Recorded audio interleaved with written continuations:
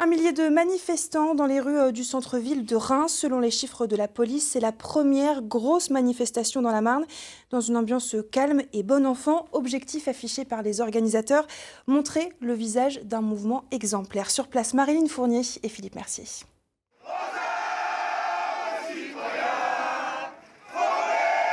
Avant que la marée jaune n'envahisse le centre de Reims, la Marseillaise a retenti comme pour unir les manifestants. Ensuite, les cris de Macron démission se sont mêlés au vrombissement des motos pour un défilé voulu exemplaire.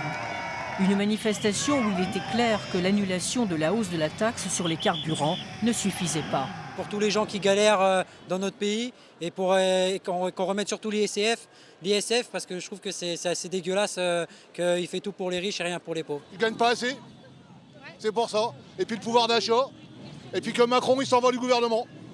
Ça serait un bien s'il s'en allait du gouvernement. Il y a tout à changer.